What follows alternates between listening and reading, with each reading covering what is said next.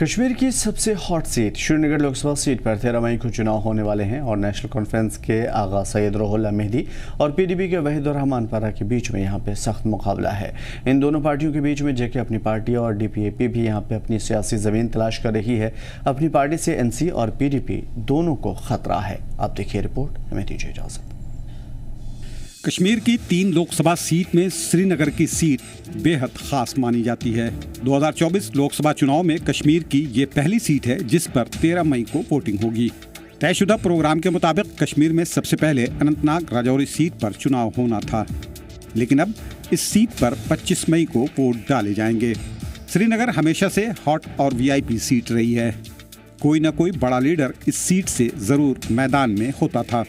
2019 میں اس سیٹ سے فاروق عبداللہ میدان میں تھے، تب 57% سے زیادہ ووٹ حاصل کر فاروق عبداللہ یہاں سے کامیاب ہوئے تھے۔ این سی صدر کو کل 1,06,750 ووٹ ملے، جبکہ ان کے قریبی حریف پی ڈی پی کے آغا سید محسن کو 36,700 ووٹ ہی ملے۔ بڑھتی عمر اور خراب صحت کی وجہ سے فاروق عبداللہ اس بار چناوی اکھاڑے میں نہیں ہیں۔ پارٹی نے آغا سید روح اللہ مہدی کو امیدوار بنایا ہے۔ آغا سید روح اللہ مہدی عمر عبداللہ کی حکومت میں وزیر رہ چکے ہیں۔ 2020 میں انہوں نے پارٹی ترجمان کے عہدے سے استعفیٰ دے دیا تھا۔ سینٹرل کشمیر کی بڈگام سیٹ سے وہ 3 بار ایم ایل اے رہ چکے ہیں۔ ان کا تعلق وادی کشمیر کے ایک مشہور مذہبی گھرانے سے ہے۔ ان کے دادا آغا سید مصطفیٰ مشہور شیعہ عالم دین تھے۔ ان کے والد آغا سید مہدی اور چچا آغا سید حسن الصفی مذہبی رہنما تھے۔ روح اللہ مہدی کو ان کا جانشین مانا جاتا ہے۔ نیشنل کانفرنس کا سیاسی وقار یہاں داؤں پر لگا ہوا ہے۔ یہی وجہ ہے کہ فاروق عبداللہ روح اللہ مہدی کے لیے لگاتار ریلیاں اور عوامی جلسے کر رہے ہیں۔ بارہمولہ لوک سبھا سیٹ پر اپنی چناوی مصروفیات کے باوجود عمر عبداللہ بھی ان کے لیے لگاتار ووٹ مانگ رہے ہیں۔ جس طرح ہم نے کل بارہمولہ کے اس پروگرام میں اپنے مخالفوں کی آواز ہی بند کر دی، ان کی بولتی بند ہو گئی ہے، انشاءاللہ اسی طرح 13 مئی کو ہم نے اپنے مخالفوں کی بولتی بند کر کے جناب روح اللہ صاحب کو یہاں سے دلی بھیجنا ہے۔ نیشنل کانفرنس کو یہاں پی ڈی پی سے سخت مقابلے کا سامنا ہے۔ پی ڈی پی نے اس سیٹ سے نوجوان امیدوار وحید الرحمان پرہ کو میدان میں اتارا ہے۔ پارٹی صدر محبوبہ مفتی بھی ان کے حق میں لگاتار دورے کر عوامی جلسوں سے خطاب کر رہی ہیں۔ وحید الرحمان پبلک ریلی اور جن سبھاؤں کے ساتھ ساتھ مختلف علاقوں میں رابطہ مہم بھی چلا رہے ہیں۔ پلوامہ کے رہنے والے وحید الرحمان پرہ نے P D P youth wing سے اپنے سیاسی کیریئر کی شروعات کی تھی۔ پلوامہ ڈی ڈی سی چناؤ میں بھی وہ کامیاب ہوئے تھے، لیکن ملک مخالف سرگرمیوں کو بڑھاوا دینے کے الزام میں جیل میں ہونے کے سبب وہ عہدے کا حلف نہیں لے پائے۔ پی ڈی پی نے انہیں میدان میں اتار کر نیشنل کانفرنس کے لیے مقابلہ مشکل بنا دیا ہے۔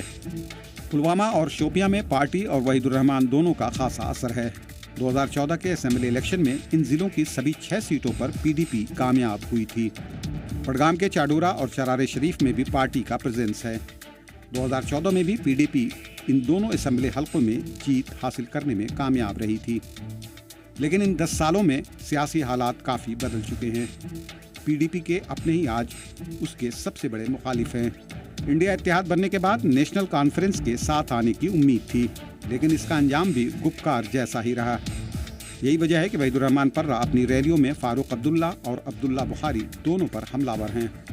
ایسے لوگوں کو جو آپ کے ضمیر کو بھیجیں گے، آپ اس ووٹ میں، اس الیکشن میں آپ سب سے پہلے سوچیں کہ آپ کا نیتا، آپ کے بچوں کا نیتا، آپ کے بچوں کی رہبری کیا اس الیکشن میں الطاف بخاری جیسے لوگ کریں گے، کیا فاروق عبداللہ جیسے لوگ کریں گے۔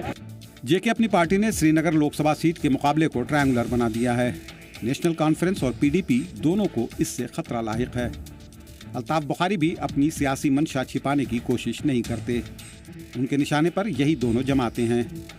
جموں کشمیر یونائٹڈ موومنٹ کے اشفاق جبار نے بھی اپنی پارٹی کی حمایت کا اعلان کر دیا ہے۔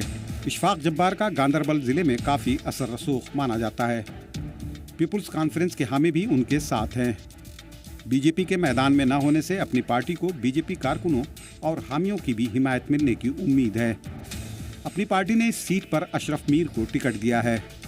الطاف بخاری نے چناوی پرچار میں اپنی پوری طاقت لگا رکھی ہے۔ سماج کے ہر طبقے تک اپنی پارٹی پہنچنے کی کوشش کر رہی ہے۔ درگاہ زیارت گاہ پر بھی لیڈران حاضری دے رہے ہیں۔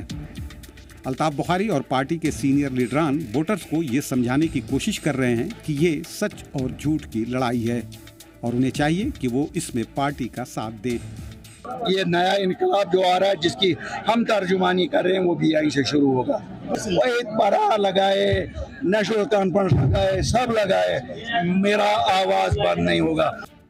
गुलाम नबी आज़ाद की डेमोक्रेटिक प्रोग्रेसिव आज़ाद पार्टी के उम्मीदवार आमिर भट्ट भी इस सीट से अपनी किस्मत आजमा रहे हैं। दीगर जमातों के बरखिलाफ DPAP की चुनावी सरगर्मियां काफ़ी सुस्त दिखाई दे रही हैं।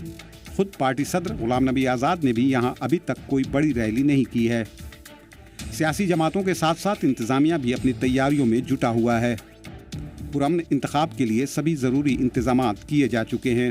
वोटिंग डे से पहले बुजुर्गों और माजूर वोटर्स ने होम वोटिंग के जरिए अपना फैसला बैलेट बॉक्स में महफूज कर दिया है। अब देखना है कि 13 मई को बाकी वोटर्स किसके हक में फैसला करते हैं।